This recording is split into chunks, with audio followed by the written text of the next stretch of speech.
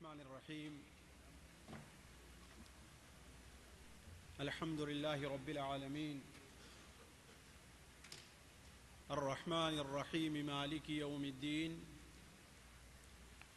ونشهد أن لا إله إلا الله ونشهد أن سيدنا ومولانا محمدا عبده ورسوله أرسله إلى الناس كافة بشيرا ونذيرا أما بعد فإن خير الحديث كتاب الله وخير الهدي هدي محمد صلى الله عليه وسلم وشر الأمور محدثاتها وكل محدثة بدعة وكل بدعة ضلالة وكل ضلالة في النار. أعوذ بالله السميع العليم من الشيطان الرجيم. بسم الله الرحمن الرحيم. إن الدين عند الله الإسلام وما اختلف الذين أوتوا الكتاب إلا من بعد ما جاءهم العلم بغيا بينهم ومن يكفر بآيات الله فإن الله سريع الحساب ومن يبتغي غير الإسلام دينا فلن يقبل منه وهو في الآخرة من الخاسرين. سبحانك لا علم لنا إلا ما علمتنا إنك أنت العليم الحكيم. رب اشرح لي صدري ويسر لي أمري واحلل عقدة من لساني يفقه قولي واحلل عقدة من لساني يفقه قولي. عزیز ساتھیوں، دینی بھائیوں اور قابل قدر علماء کرام، السلام علیکم ورحمۃ اللہ وبرکاتہ. اصل موضوع شروع کرنے سے پہلے خصوصی طور پر میرے پاس ایک سوال بھیجا گیا ہے. حالانکہ میں آپ لوگوں سے عرض کر دوں کہ جہاں جس مجلس میں علم کے لحاظ سے، عمر کے لحاظ سے کوئی بڑا عالم موجود ہو، وہاں ان سے چھوٹے لوگوں سے مسئلہ اور فتویٰ نہیں پوچھنا چاہیے. یہاں پر ہمارے محترم شیخ عبد القدوس صاحب موجود ہیں. یہ سوال میں انہی کے حوالے کرتا ہوں، وہی اس کا جواب دیں گے. البتہ سوال میں جو یہ لکھا ہوا ہے کہ غیر مسلموں کے ساتھ، خاص کر ہندو کے ساتھ کھانا پینا کیسا ہے، کیا یہ آیت مشرک پلید ہیں، یہ کافی ہے کہ ان کے ساتھ مت کھاؤ؟ قرآن و سنت کی روشنی میں اس کا جواب دیں. میں یہ سوال حضرت شیخ کے حوالے کرتا ہوں. شیخ جب سوال جواب کا وقت ہوگا تو جواب دیں گے. البتہ اتنی بات ضرور عرض ہے کہ قرآن مجید میں ضرور ہے کہ ہاں مشرک پلید ہیں، لیکن انہیں جو نجس کہا گیا ہے، پلید کہا گیا ہے، یہ نجاست اور یہ پلیدگی ظاہری اور حسی نہیں ہے بلکہ حکمی ہے. اسی لیے اللہ کے رسول صلی اللہ علیہ وسلم آپ کے زمانے میں مسجد نبوی، جو خانہ کعبہ کے بعد دنیا کا مقدس ترین مقام اور مقدس ترین جگہ ہے، آپ صلی اللہ علیہ وسلم وہاں کافروں کے جو وفود آتے تھے آپ انہیں وہاں ٹھہراتے تھے. اگر وہ بظاہری طور پر نجس ہوں کہ ہاں ان کا ہاتھ کسی کھانے میں لگ جائے تو وہ ناپاک ہیں، وہ کسی مجلس میں بیٹھ جائیں چارپائی کے اوپر تو وہ چارپائی ناپاک ہو گئی، وہ کسی کرسی پر بیٹھ جائیں تو کرسی ناپاک، وہ کسی برتن کو چھو لیں تو برتن ناپاک. یہ بات صحیح نہیں ہے. ان کے بارے میں جو قرآن مجید میں کہا گیا ہے کہ وہ نجس ہیں، یہ نجاست عینی، حسی، ظاہری نہیں بلکہ یہ نجاست حکمی اور معنوی ہے. ساتھیو، مجھے جس موضوع سے متعلق کچھ گفتگو کرنے کا حکم دیا گیا ہے وہ ہے دین اسلام کی خصوصیت، یا دین اسلام کو اللہ تبارک و تعالی نے کن امتیازی شان سے نوازا ہے جو کسی دوسرے مذہب کے اندر نہیں پائی جاتی. وہ باتیں آپ کے سامنے رکھی جائیں. دیکھیے ساتھیو، سب سے پہلے تو ہم آپ کے سامنے یہ بات رکھتے ہیں کہ یہ موضوع بڑا اہم ہے اور خصوصی طور پر عصر حاضر میں اس کی بڑی اہمیت بھی ہے. کیوں؟ اس لیے کہ آج کئی صدیوں سے مسلمانوں کی مادی اعتبار سے، عسکری اعتبار سے، علمی میدان میں، مقصد دنیاوی علم کے میدان میں پیچھے رہنے اور کمزوری کی وجہ سے ہمارے بہت سے وہ مسلمان جن کا اسلام صرف رسمی ہے اور جو صرف خاندانی طور پر مسلمان ہیں، وہ اسلام کے بارے میں کوئی اچھی معلومات نہیں رکھتے. وہ بہت ہی انہزامیت اور سمجھیے کہ بزدلی کے شکار ہیں. وہ یہ سمجھتے ہیں کہ اگر مسلمانوں نے غیر قوموں کے ہاں میں ہاں نہیں ملایا، ان کا ساتھ نہیں دیا، ان کی تہذیب کو قبول نہیں کیا، ان کے ساتھ مل کر کے چلے نہیں، تو مسلمان مٹا دیے جائیں گے، مسلمان ختم ہو جائیں گے. اور یہ چیز میرے ذہن میں بہت پہلے آئی. اسی لیے سعودیہ کے اندر 2-3 جگہ ہم نے اس موضوع کو رکھا تھا کہ امت محمدیہ کے فضائل کیا ہیں، مصائب اور پریشانیاں جو ان کے اوپر آتی ہیں، تو اس کے پیچھے امت کے لیے کیا کیا دینی اور دنیاوی بشارتیں ہیں. اس موضوع کو ہم نے کئی جگہ رکھا اور بعد میں اسے کتابی شکل میں دی، امت محمدیہ کے فضائل، اور الحمدللہ وہ چھپ کر کے اس وقت مارکیٹ میں موجود ہے. جو بھائی اس امت کے فضائل اور اس کی خصوصیات پر مزید معلومات حاصل کرنا چاہیں وہ اس کتاب طرف رجوع کر سکتے ہیں. تو اس وجہ سے اس موضوع کی بڑی اہمیت ہے، تاکہ جو لوگ بزدل بنے ہوئے ہیں، جو لوگ اللہ تبارک و تعالیٰ کے بارے میں بدظنی اور سوء ظنی کے شکار ہیں، وہ اپنے اس عقیدے کی اصلاح کر لیں اور اپنی اس کوتاہی کو دور کریں. دوسری چیز یہ کہ ساتھیو، اللہ تبارک و تعالیٰ نے اسلام کو ایک نعمت قرار دیا ہے، اور نعمت ایسی چیز ہے جس کا شکریہ ادا کرنا ہر مسلمان کے اوپر واجب ہے. بجائے اس کے کہ مسلمان اپنے کو چھوٹا بنے، کمزور بنے اور یہ سمجھے کہ ہاں ہم تو اب دنیا سے تباہ ہو جائیں گے، ختم ہو جائیں گے، اور اپنے کو غیر قوموں کے مقابلے کے اندر کمتر محسوس کرے، اس کے بجائے اسے یہ کرنا چاہیے کہ اللہ تعالیٰ نے اس کے اوپر اپنی خصوصی نعمت کی ہے. وہ نعمت جس سے اللہ نے دنیا کی تمام قوموں کو، دوسری تمام جماعتوں کو، یہود کو، نصارہ کو اللہ تعالیٰ نے محروم رکھا ہے. جب مسلمان کو یہ نعمت مل رہی ہے تو اس کا مطلب یہ ہے کہ یہ کوئی بڑی اہم چیز ہے، ہمیں اس کے اوپر فخر محسوس کرنا چاہیے. وَأَتْمَمْتُ عَلَيْكُمْ نعمتی، ہم نے تمہارے اوپر اپنی نعمت پوری کر دی ہے. من عمل صالحا من ذکر او انثى وهو مؤمن فلنحيينه حیاة طیبہ. جو شخص مومن ہو، نیک عمل کرے، خواہ مرد ہے اور عورت، اگر ان شرطوں کو پورا کر لیا تو ہم اسے بڑی سعادت مند زندگی بخشیں گے. تو اسلام اللہ تبارک و تعالیٰ کی نعمت ہے. ان چیزوں کے بیان کرنے سے فائدہ یہ ہوگا کہ ایک مسلمان اس کے اوپر فخر کرے گا. تیسری بات، جب اس قسم کی چیزیں کسی کے سامنے واضح ہوں کہ ہاں اسلام ایک عجیب سی چیز ہے، اسلام بڑی اہم چیز ہے، اسلام بڑی خوبیوں والا مذہب ہے، اسلام کے اندر وہ چیزیں پائی جاتی ہیں جو کسی دوسرے مذہب کے اندر نہیں ہیں، تو ایک مسلمان بطور ایمان کے اس کا ایمان مضبوط اور اس کا دل مطمئن ہوگا. اسی لیے حضرت ابراہیم علیہ السلام جو اللہ تبارک و تعالیٰ کی ہر قدرت پر ایمان رکھتے تھے، لیکن اللہ تبارک و تعالیٰ سے یہ مطالبہ کرتے ہیں کہ اے اللہ مجھے دکھلا دے کہ کس طریقے سے مردوں کو تو زندہ کرتا ہے. اللہ نے فرمایا اے ابراہیم کیا تم اس پر ایمان نہیں رکھتے؟ کہا بلا ولکن لیطمئن قلبی، اس لیے کہ میرا دل مطمئن ہو جائے.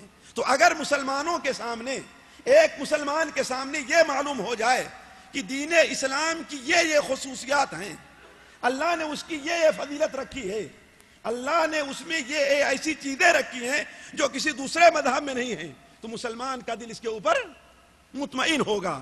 اسی طریقے سے ساتھیوں، وہ اہل علم جو اس کے اوپر مطمئن ہیں، جو ان خوبیوں کا اقرار کرتے ہیں، ان کے سامنے جب یہ چیزیں آئیں گی، یہ چیز ظاہر ہوگی تو اس پر اللہ تبارک و تعالیٰ کا شکریہ ادا کریں گے۔ تو عرض کرنے کا مقصد یہ ہے کہ ساتھیو، اس کے اندر بڑی خوبی ہے، اور سب سے اہم چیز ان فضائل کے جاننے، ان محاسن کے جاننے کی سب سے بڑی چیز یہ ہے کہ ایک مسلمان جب اسے جان لے گا تو دعوت کے کام میں آسانی ہوگی۔ اسلامی دعوت، توحید کی دعوت جب غیروں کے سامنے دے گا تو اس کے سامنے یہ آسانی ہوگی۔ کیوں؟ اس لیے کہ خصوصی طور پر مادے پر نظر رکھنے والے لوگ کسی چیز کو اس وقت تک قبول نہیں کرتے جب تک اس کے محاسن اور اس کی خوبیوں کو نہ جان جائیں۔ اسی لیے آج دنیا میں زیادہ تر اسلام قبول کرنے والے لوگ یورپین ہیں، اور اس میں زیادہ تر وہ لوگ ہیں جو پڑھے لکھے ہیں۔ کیوں؟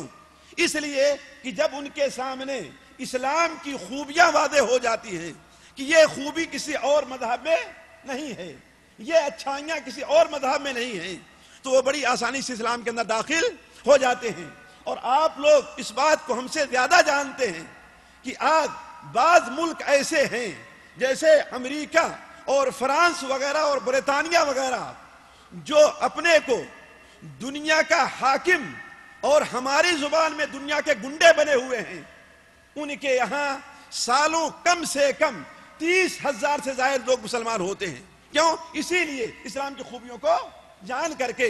تو یہ وقت نہیں ہے کہ میں آپ کے سامنے اسلام کی خوبیوں کو دیکھ کر کے کس طریقے سے لوگ مسلمان ہوتے ہیں میں آپ کے سامنے وہ بات رکھوں، لیکن یہ بات جاننی چاہیے کہ دعوت کے میدان میں اسلام کی خوبیوں کا لوگوں کے سامنے رکھنا، اس کا بہت بڑا اثر پڑتا ہے۔ ابھی میں آپ کے سامنے آ رہا تھا تو معلوم ہوا کہ الاقتصادیہ پرچہ جو ریاض کا نکلتا ہے، ریاض سے نکلتا ہے الاقتصادیہ، اس کے اندر یہ خبر آئی کہ ہندوستان اور خصوصی طور پر کیرلا میں ایک کانفرنس ہوئی، جس کانفرنس کے اندر اقتصادی امور سے متعلق بات ہو رہی تھی۔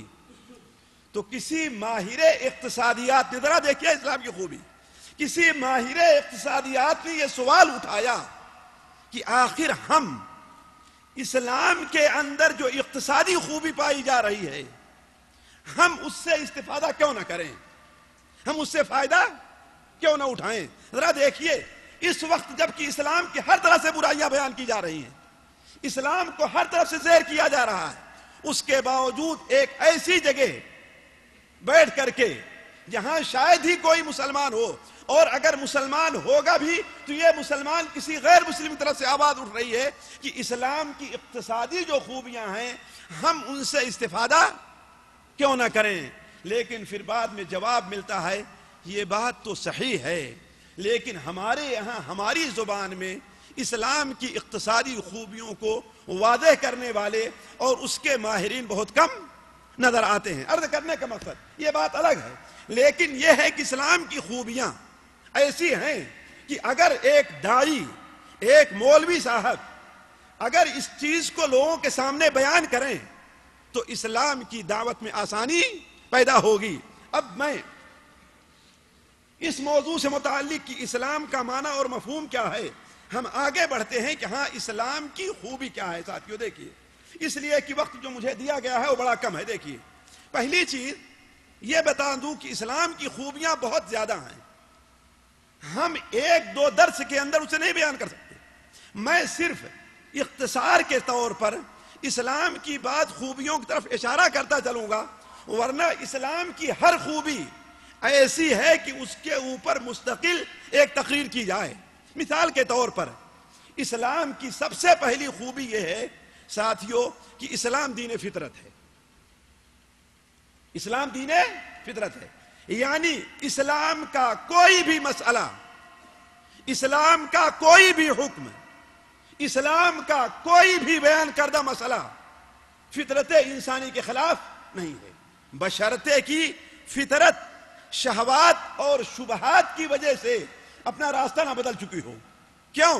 اس لیے کہ بسا اوقات پانی اللہ تعالیٰ آسمان سے نازل کرتا ہے، کیا بالکل پاک صاف اور صاف ستھرا رہتا ہے، لیکن جس زمین کے اوپر پانی پڑتا ہے وہاں پڑنے کی وجہ سے بسا اوقات پانی اپنی خوبی کو کھو دیتا ہے۔ اسی طریقے سے اس میں کوئی شک نہیں، اسلام دین فطرت ہے، لیکن بسا اوقات بعض لوگوں کی فطرت کے خلاف کیوں پڑ جاتا ہے؟ اس لیے کہ شبہات اور شہوات نے ان کی طبیعت کو، ان کی فطرت کو بدل دیا ہے۔ اللہ تبارک و تعالی ارشاد فرماتا ہے فطرت اللہ التی فطر الناس علیہا، یہ اللہ کی فطرت ہے جس پر اللہ تعالیٰ نے لوگوں کو پیدا کیا ہے۔ صحیح مسلم شریف میں حضرت عیاض ابن حمار رضی اللہ تعالیٰ عنہ کی روایت ہے، وہ بیان کرتے ہیں کہ اللہ کے رسول صلی اللہ علیہ وسلم نے بیان فرمایا کہ اللہ تعالیٰ بیان فرماتا ہے کہ انی خلقت عبادی حنفاء، ہم نے اپنے تمام بندوں کو سیدھے راستے پر پیدا کیا ہے، لیکن شیطان نے آ کر کے انہیں صحیح راستے سے بھٹکا دیا ہے، شبہات اور شہوات نے آ کر کے انہیں راستہ بھلا دیا ہے، ورنہ اللہ تعالیٰ نے ہر انسان کو کس پر پیدا کیا ہے؟ فطرت کے اوپر۔ اور ساتھیوں، آج اسلام میں داخل ہونے والے لوگوں کی کثرت کی بہت بڑی وجہ یہ ہے کہ اسلام فطرت انسانی سے ٹکراتا نہیں ہے، اور نبی کریم صلی اللہ علیہ وسلم نے دعوت کے میدان میں ہمیشہ اس کو سامنے رکھا ہے۔ مثال کے طور پر مسند احمد میں حضرت حسین ابو عمران کی روایت کا بیان ہے کہ جب وہ اللہ کے رسول کی خدمت میں حاضر ہوتے ہیں تو اللہ کے رسول صلی اللہ علیہ وسلم انہیں دعوت دی، لیکن وہ اسلام قبول کرنے کے لیے تیار نہیں ہوئے۔ آپ نے کہا اے عمران، تم کتنے خدا کو پوجتے ہو؟ انہوں نے کہا 7، 6 تو آسمان میں ہیں اور 1 زمین میں ہے۔ اللہ کے رسول صلی اللہ علیہ وسلم نے، یہ دیکھیے، انسان کی فطرت یہ ہے کہ جب مشکل میں پڑتا ہے تو طاقتور کو پکارتا ہے، انسان کی فطرت ہے۔ لہذا اللہ کے رسول صلی اللہ علیہ وسلم نے ان سے پوچھا کہ جب مشکل میں پڑتے ہو تب کس کو یاد کرتے ہو؟ کہا تب آسمان والے۔ تو کہا اس کا مطلب یہ ہے کہ آسمان والا ہی حقیقی رب ہے اور باقی سارے رب کیا ہیں؟ تمہارے باطل ہیں۔ تو عرض کرنے کا مقصد یہ ہے ساتھیوں کہ اسلام دین فطرت ہے۔ یہ بہت سی چیزیں ہیں، مثل عقائد کی باتیں ہیں، عبادات کی باتیں ہیں، ہو سکتا ہے ان کی فطرت ہمارے سامنے یا فطرت کے موافق ہونا ہمارے سامنے واضح نہ ہو پائے، لیکن اخلاقیات ایسی چیز ہے جو ہمارے سامنے بالکل واضح ہو جاتی ہے۔ مثال کے طور پر سچ بولنا انسان کی فطرت اور انسان کے نزدیک محبوب ہے کہ نہیں ہے؟ اسلام سچ بولنے کا حکم دیتا ہے۔ لوگوں کی مدد کرنا اسلام کی فطرت، انسان کی فطرت میں ہے کہ نہیں ہے؟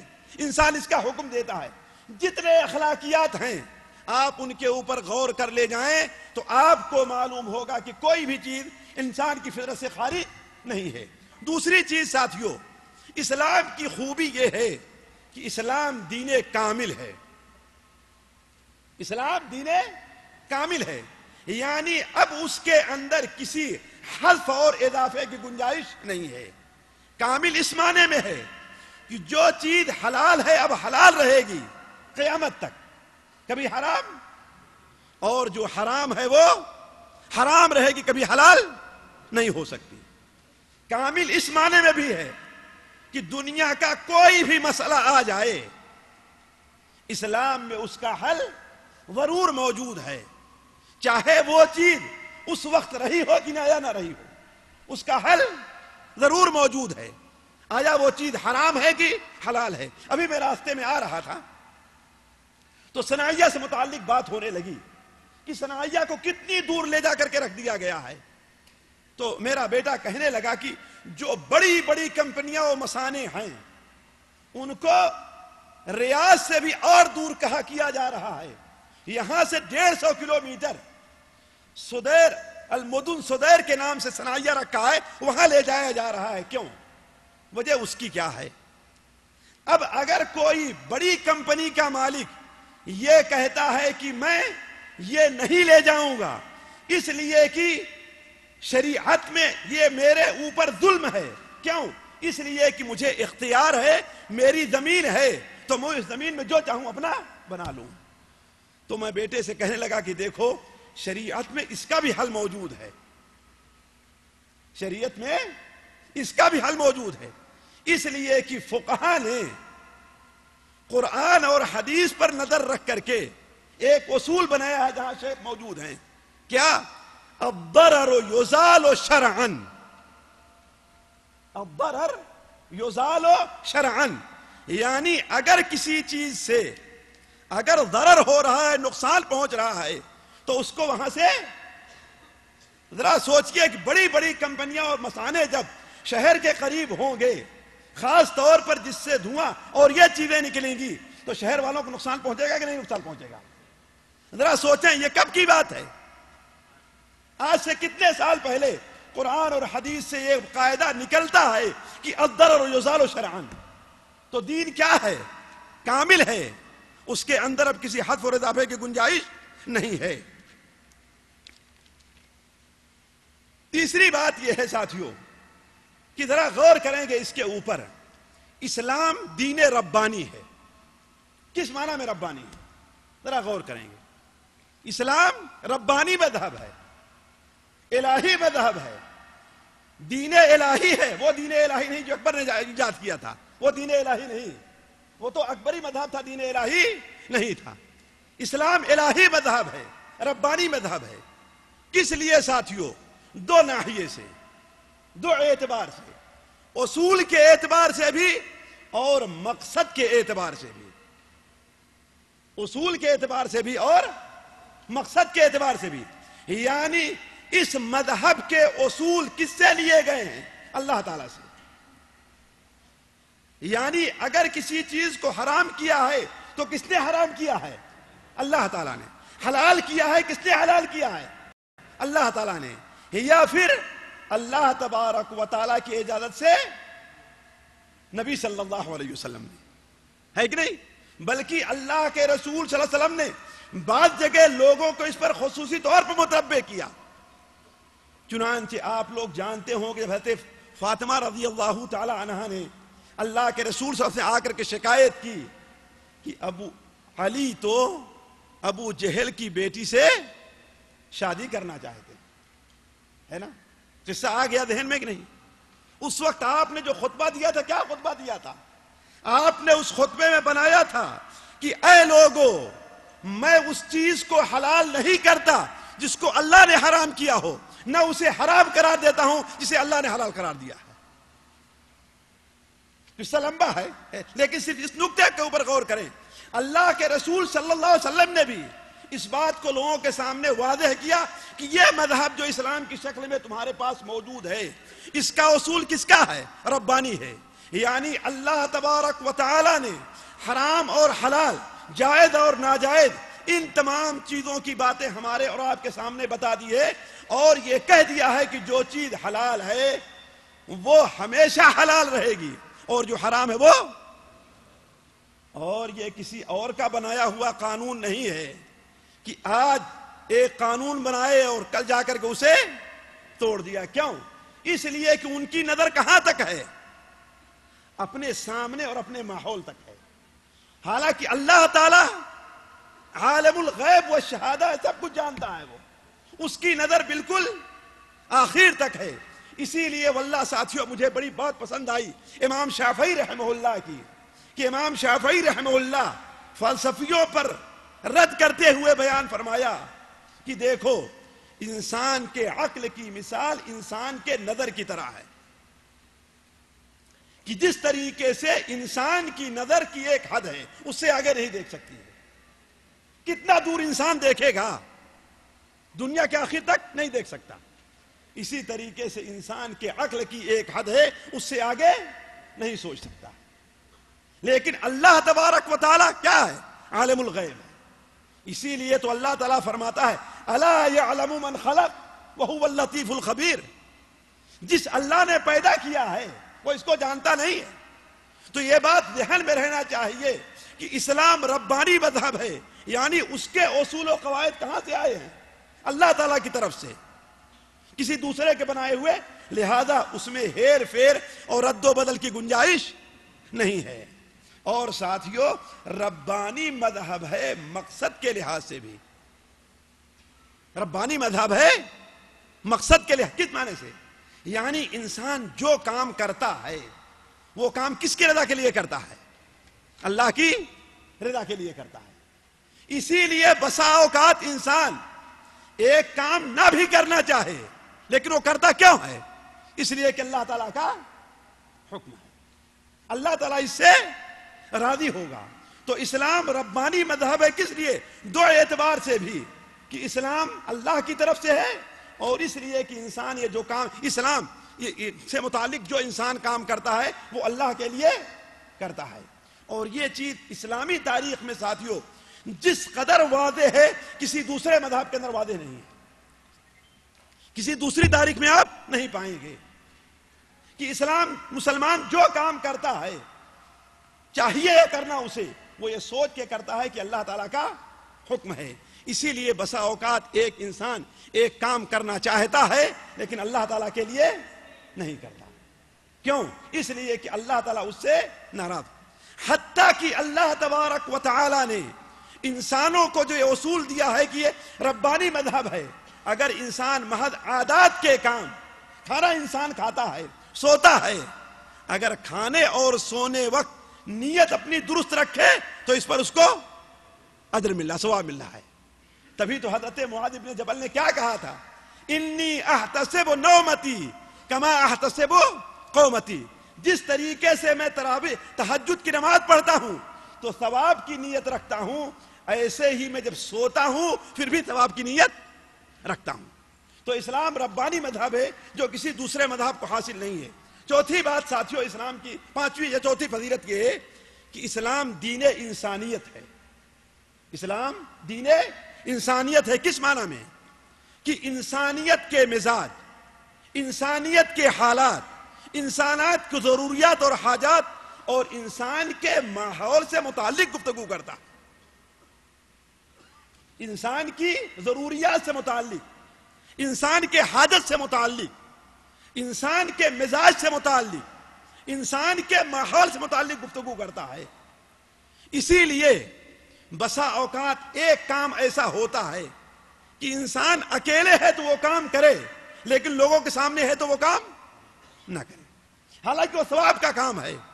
مثال کے طور پر یہ بتائیے, بلند آواز سے قرآن پڑھنا کیا ہے؟ اچھی چیز ہے نا, لیکن یہاں کوئی بیٹھ کے بھی پڑھنا شروع کر دے تو آپ کیا کہیں گے؟ جی منع کیا ہے نا اللہ کے رسول صلی اللہ علیہ وسلم نے.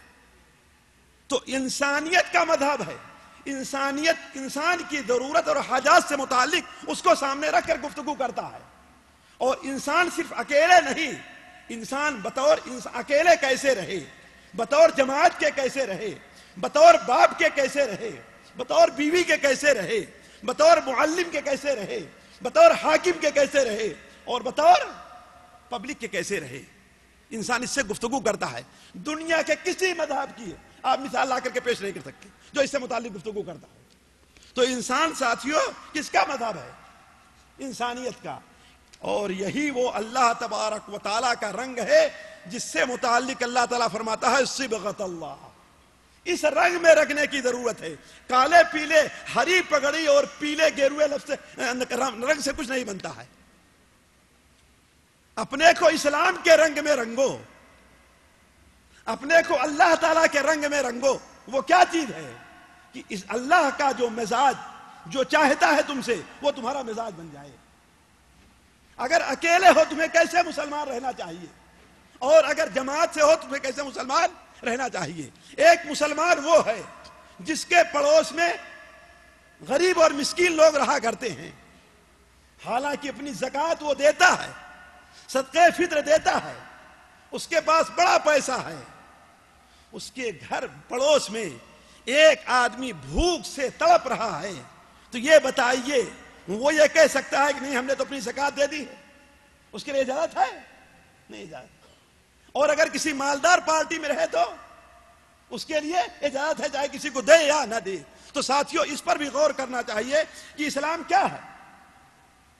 اسی لیے ساتھیوں علماء نے قرآن اور حدیث پر نظر رکھ کر کے یہاں اہل علم موجود ہیں بہت سے ایسے اصول بیان کیے ہیں جو انسان کے لیے سہولت پیدا کرتے ہیں. مثال کے طور پر دیکھیے, اسلام ضروریات خمسہ کا لحاظ رکھتا ہے, یعنی عقل کی حفاظت, دین کی حفاظت، نفس کی حفاظت، مال کی حفاظت اور عزت کی حفاظت، یہ اسلام کے لیے کیا ہے؟ اسلام کے اندر پائی جاتی ہیں، اور اسلام ان 5 چیزوں کی حفاظت کرتا ہے۔ اسی لیے کسی کے لیے اجازت نہیں کسی آدمی کو بلا وجہ قتل کرے، اگر قتل کرتا ہے تو اسے قتل کیا جائے گا۔ اور اس کے لیے علماء نے کتنے اصول، المشقہ تجلب التیسیر، جہاں پر مشقت ہے وہاں پر آسانی آئے گی۔ الضرر لا یضار بالضرر، اگر کسی انسان کو اپنے کوئی نقصان دہ چیز کو برباد زائل کرنا ہے تو ایسے نہیں ہوگا کسی دوسرے کا نقصان ہونے لگے۔ مثال کے طور پر کسی گھر کے اندر آ کے پانی بھر گیا، وہ یہ نہیں کر سکتا کہ دوسرے والے گھر کے اندر راستہ کھول دے۔ اب دوسرے کے گھر میں پانی کیوں؟ اس لیے کہ اپنے نقصان سے بچنے کے لیے دوسرے کا نقصان نہ کرو۔ تو عرض کرنے کا مقصد ہے ساتھیو، اس موضوع کو اگر کوئی طول دینا چاہے تو بڑا لمبا ہے کہ اسلام انسانیت کا مذہب ہے، اس سے متعلق گفتگو کرتا ہے۔ اور 5ویں خصوصیت یہ ہے کہ اسلام دین عدل ہے۔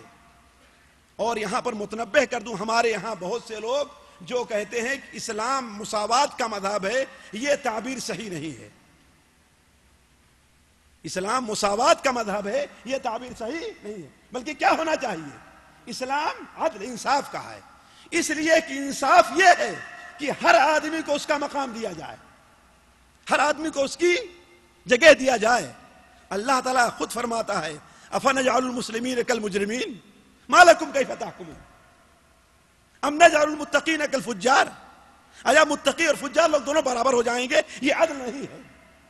تو اسلام عدل کا مذہب ہے، اور ذرا غور کریں تو اسلام قول میں بھی عدل کا مذہب ہے، اور اسلام فعل میں بھی عدل کا مذہب ہے، اسلام تصرفات میں بھی عدل کا مذہب ہے، اسلام ہر چیز میں عدل کا مذہب ہے۔ اگر کوئی آدمی آپ کے مذہب کے خلاف، آپ کے عقیدے کے خلاف، آپ کے مزاج کے خلاف، تو یہ عدل نہیں ہے کہ آپ اس کے اوپر ظلم کریں۔ اسلام عدل کا مذہب ہے۔ اسی لیے تو حضرت عبداللہ ابن رواحہ رضی اللہ تعالیٰ عنہ جب جاتے ہیں کہاں؟ خیبر، اس لیے کہ خیبر کے وہ کھجور جس کی کھیتی یہود کیا کرتے تھے، اللہ کے رسول نے بٹائی پر انہیں دے دیا تھا۔ تو یہ جاتے تھے کس لیے؟ تاکہ اندازہ لگائیں کتنی کھجور ہے۔ تو یہود چاہے کہ ہاں انہیں کچھ رشوت دے کر کے ذرا معاملہ گڑبڑ کر لیں۔ حضرت عبداللہ بن رواحہ نے کیا کہا؟ واللہ جس کے پاس سے میں آیا ہوں وہ ہمیں بڑا محبوب ہے، اور تم ہمیں کتے اور سور کی طرح ہمارے نزدیک نجس اور ناپاک اور مبغوض ہو، لیکن ان کی محبت اور تمہاری دشمنی ہمیں اس پر مجبور نہیں کرے گی کہ میں ناانصافی کروں۔ تو اسلام عدل کا مذہب قول میں بھی، اسی لیے کسی کے لیے جائز نہیں ہے کہ اپنے بھائی کے خلاف کوئی جھوٹی اپنے بھائی کے لیے اگر کوئی دشمن کافری کیوں نہیں ہے، کوئی جھوٹی گواہی نہیں دے سکتا، اسے سچی گواہی دینا ہے۔ وَإِذَا قُلْتُمْ فَاعْدِلُوا وَلَا يَجْرِمَنَّكُمْ شَنَآنُ قَوْمٍ عَلَىٰ أَلَّا تَعْدِلُوا، قرآن مجید میں جگہ جگہ اس کا ارشاد ہے۔ اور مسلمانوں نے ابتدا سے لے کر کے بالکل ماضی قریب اور حال تک اس کا ثبوت پیش کیا ہے کہ آج بھی بہت سے مسلمان ہیں کہ اپنا بھائی ہی کو نہیں ہے اس کے لیے جھوٹی گواہی نہیں دیتے۔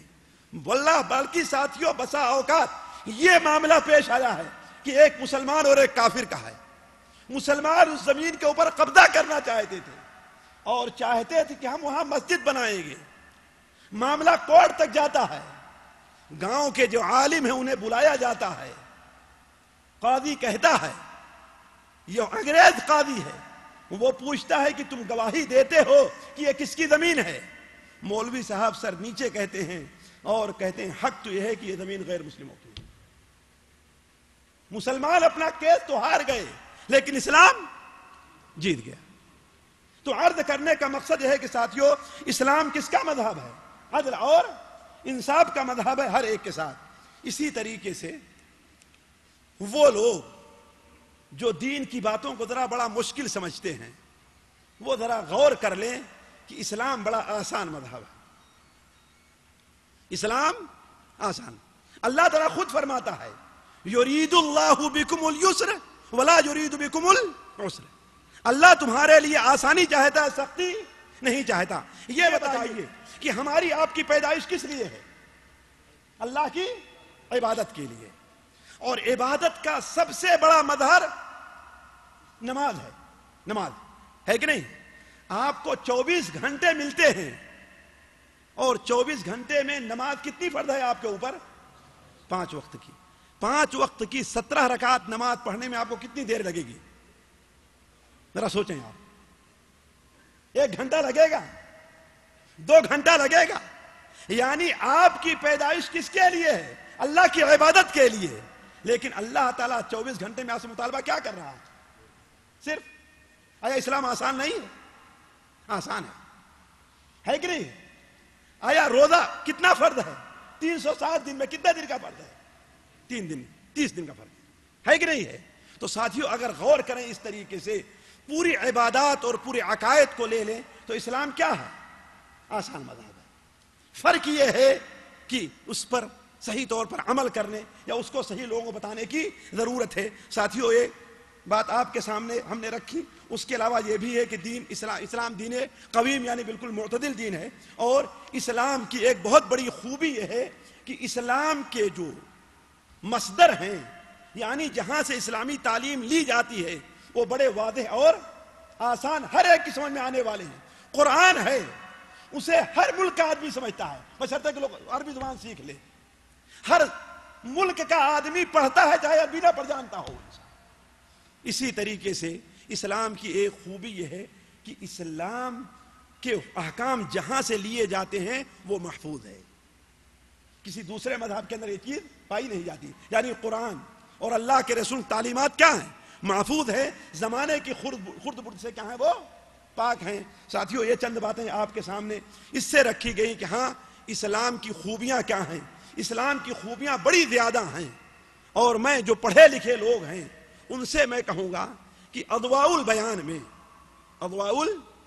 میں سورہ بنی اسرائیل یا الاسراء کی تفسیر میں علامہ شنقیطی رحمہ اللہ نے, یہ میری آج سے 20 سال پہلے پڑھی کی بات ہے لیکن مجھے یاد ہے کہ بڑے اچھے انداز میں بیان کیا ہے.